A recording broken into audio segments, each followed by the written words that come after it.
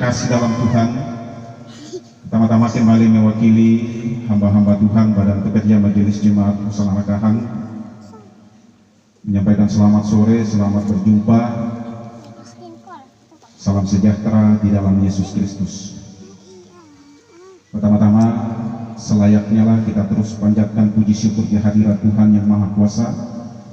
Oleh rahmat dan kasih-Nya kita terus dimungkinkan menjalani hari-hari hidup, terlebih sukacita besar terjadi di tengah-tengah keluarga kekasih Bapak Iga dan keluarga besar dalam proses perencanaan sejak awal dalam mengantar anak kekasih untuk membentukkan rumah tangga yang baru. Kita boleh menyaksikan kuasa Allah, berkat Tuhan, cinta kasih Tuhan yang begitu luar biasa sehingga proses demi proses telah boleh dijalani sampai sore hari ini. Sehingga dari semua kita yang hadir sebagai keluarga besar, patutlah dan selayaknya lah kita terus panjatkan syukur kehadiran Tuhan. Bapak Ibu saudara-saudara yang terkasih dalam Tuhan,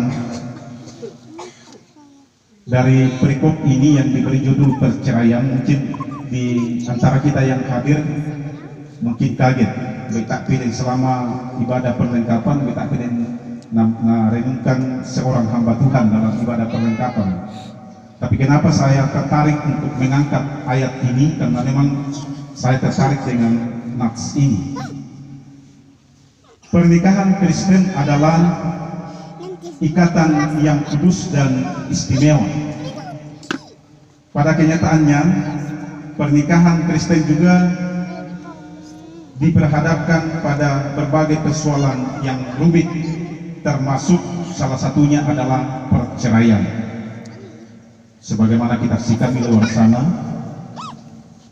jangankan keluarga Kristen, apalagi keluarga di luar Kristen, ya segi iman di masa Allah begitu cepat mengambil kesimpulan untuk bercerai. Pada zaman Tuhan Yesus, perceraian juga menjadi isu yang hangat diperbincangkan. Karena itu orang Farisi sengaja menanyakan perihal ini untuk mencobai Yesus. Ayat 2 pembacaan kita. Menurut pandangan orang Yahudi, perceraian diperbolehkan asalkan ada surat cerai. Ayat 4 pembacaan kita. Namun Bapak Ibu saudara-saudara yang terkasih, Yesus berkata bahwa Musa menulis hukum tersebut karena kekerasan hati mereka. Maka kalau direnungkan ini mungkin ini Musa dalam kondisi terjepit, kalau terpaksa kalau direnungkan.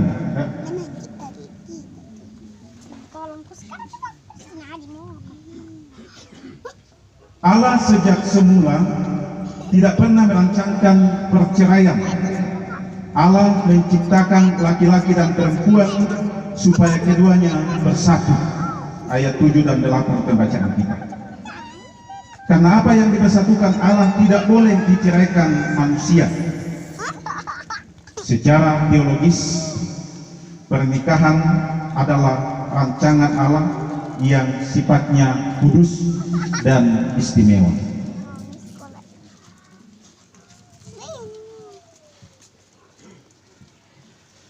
Bapak Ibu saudara-saudara, dari keistimewaan pernikahan atau perkawinan ini dapat kita pelajari dari setidaknya 3 hal. Yang pertama, pasangan pernikahan adalah satu orang laki-laki dan satu orang perempuan. Prinsip ini menjadi satu hal yang prinsip atau penting mengingat tren relasi dan pernikahan masa kini. Bapak Ibu saudara-saudara,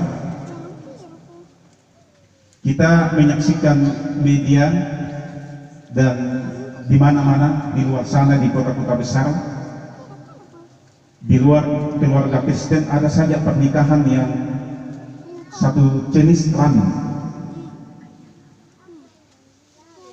Tetapi keluarga Kristen atau pernikahan Kristen hanya dianjurkan, dan itu sudah kita jalani, seorang perempuan dan seorang laki-laki. Sehingga memang perlu menjadi catatan bagi kita bahwa pernikahan Kristen adalah pernikahan yang istimewa dan bukan main-main. Sehingga memang betul bahwa pernikahan ini perlu dijunjung tinggi. Yang kedua, hanya Allah yang berhak atas ikatan pernikahan. Ikatan ini disatukan atas restu Allah, sehingga manusia tidak mempunyai hak untuk memutuskannya. Dengan kata lain, tidak ada kata perceraian. Bapak Ibu saudara-saudara, memang terkadang ada banyak keluarga Kristen yang mengalami sedikit tantangan, ya madumi-dumi nalai aran teto sisara mapekadomi, karena memang mungkin keluarga tersebut atau yang bersangkutan tidak memahami bahwa keluarga yang terbentuk itu adalah prakarsa Allah, bukan hak manusia. Kita ini manusia hanya menjalani proses kehidupan ini, tapi ketika kita dipertemukan dengan pasangan kita harus menyadari dan akui bahwa itu adalah prakarsa Allah, itu adalah rancangan Allah.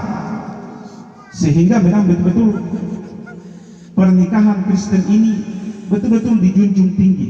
Tidak ada satupun manusia, tidak ada satupun orang yang punya hak untuk menceraikan satu pernikahan Kristen atau perkawinan atau satu rumah tangga. Yang ketiga, ikatan pernikahan berlaku seumur hidup. Artinya, ikatan pernikahan hanya akan berakhir jika salah satu pasangan meninggal dunia. Tahu sinawa tomatua pekali di nepasisana. Sehingga memang ketika dalam perjalanan kehidupan keluarga Kristen terjadi perceraian karena dorongan keluarga, orang tua atau siapapun, itu adalah salah satu kekeliruan bagi orang Kristen.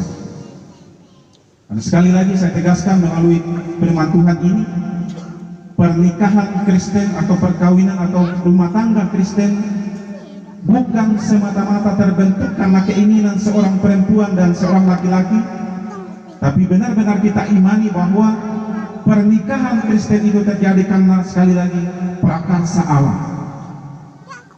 Dalam firman Tuhan dijelaskan bahwa tidak baik kalau manusia seorang diri, sehingga ia akan mencarikan yang sepadan dengan dia. Sehingga bertolak dari titik ini bahwa kita harus mengakui, menyadari bahwa apapun usaha manusia, apapun usaha orang-orang tertentu untuk menceraikan sebuah perkawinan atau dalam tanda kutip keluarga yang berumah tangga, itu tidak akan mungkin terjadi. Kalau itu memang terjadi, itu mungkin karena faktor dipaksakan. Dan memang orang-orang yang terlibat dalam hal ini tidak memahami inti dari rumah tangga Kristen. Semata-mata anggap yang petua nawa tangguak cocok si sarang kok ini. Lama ke timur rataru indah rumah tanggamu karena tangguak cocok. Tetapi orang-orang yang sungguh-sungguh memahami pernikahan itu atau perkawinan, apapun tantangan, apapun rintangan, berusaha kita jalani sehingga rumah tangga itu tidak akan berakhir pada perceraian. Puji syukur